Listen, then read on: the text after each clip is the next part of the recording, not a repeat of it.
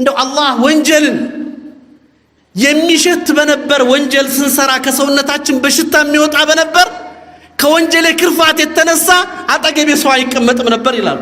ሙሐመድ ብን ዋስ የሚባሉት ታላቅ ሙሐዲስ ዓሊም ዓቢድ ዓሊም ሙሐዲስ በቃ ሰው ሲገባው እዚህ ነው የሚደርሰው። አላህን ሲያውቅ የተፈጠረበት ዓላማ ሲገባው የሚሄድበት መስመር ሲረዳ የሚጨነቅበት ጉዳይ አለ።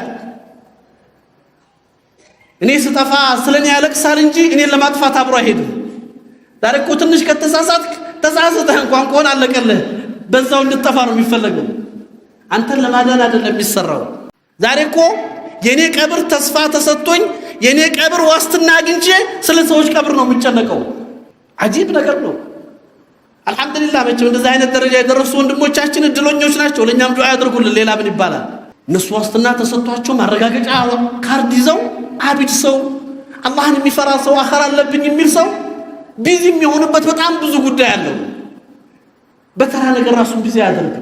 እኔ ስጠፋ ስለኔ ያለቅሳል እንጂ እኔን ለማጥፋት አብሮ አይሄድም። ማን አንተ?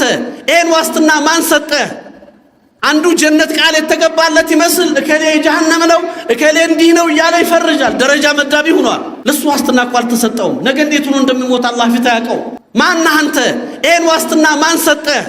የለም እኮ አላህ ነብዩ መሐመድን ሰለዋቱላህ ዐለይሂ ወሰለም መከራው ሲበዛ ፈተናው ሲጠነክር ጫናው ሲበዛባቸው ራሰል ኩፍር የሆኑት እነ አቡ ጀህልን እነ ወሊድ ብን ሙጊራን እነ ኡመያ ብን ኸለፍን እነ ሁየይ ብን አኽጠብና ሌሎችንም ራሰል ኩፍር የሚባሉትን ሰዎች እጃቸውን አንስተው አላህ እንዲገላግላቸው ሲለምኑ ለይሰ ለከ ሚነል አምሪ ሸይኡን አላቸው። አላህ ይሄ አንተ ስራ አይደለም አላቸው።